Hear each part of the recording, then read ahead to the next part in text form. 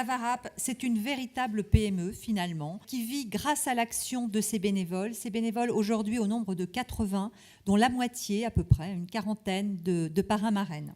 Qui sont-ils d'ailleurs ces parrains-marraines? Des cadres d'entreprise qui ont au moins 10 ans d'expérience professionnelle et des responsabilités, soit opérationnelles, soit managériales. Et ils reçoivent, tous ces parrains, une formation de 6 jours aujourd'hui, qui s'est structurée au fil du temps. Et puis les fameuses RMP. Les RMP, réunions mensuelles de parrains, sans oublier les marraines, les animateurs et les animatrices, échangent les bonnes pratiques. Depuis 1984, ça représente plus de 14 000 cadres qui sont passés par la VARAP. Oui, des chiffres impressionnants. Et puis les fameuses réunions, alors tout d'abord les RIM, les réunions d'information mensuelles, qui présentent aux futurs participants des groupes la démarche à VARAP. Le groupe type, est-ce qu'il a tellement changé finalement, ce groupe type, en 30 ans? Pas tant que ça. Toujours une moyenne de 15 participants à peu près.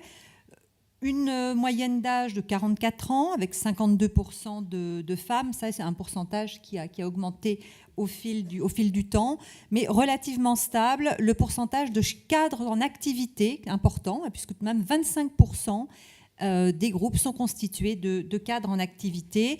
Des groupes qui vivent en moyenne 9 mois, avec toujours un taux de satisfaction important.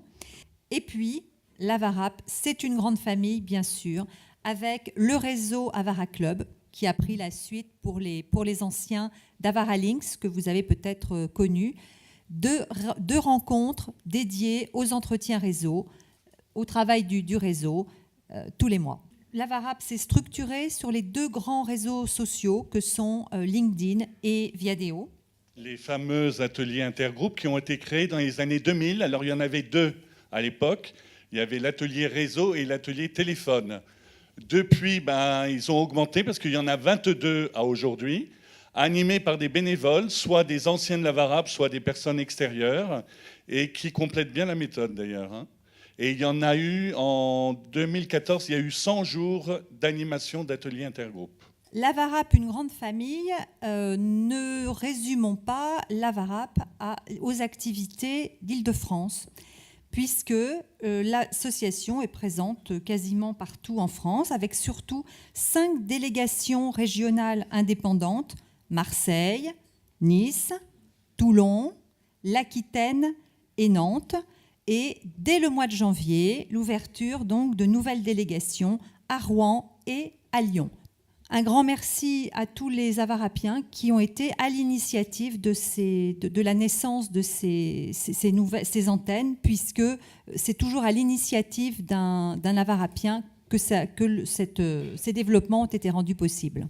Grâce à l'association ESCP Europe Alumni, depuis 2011, il existe un groupe chaque année à Londres. Eh bien, le SCP Europe Alumni, parlons-en justement, avec HEC, ce sont les grands partenaires historiques de la VARAP, qui utilisent donc la méthode sous licence avec des parrains-marraines qui sont formés en même temps que les parrains-marraines de la VARAP. Aujourd'hui, il y a aussi des accords avec la plupart des grandes écoles françaises.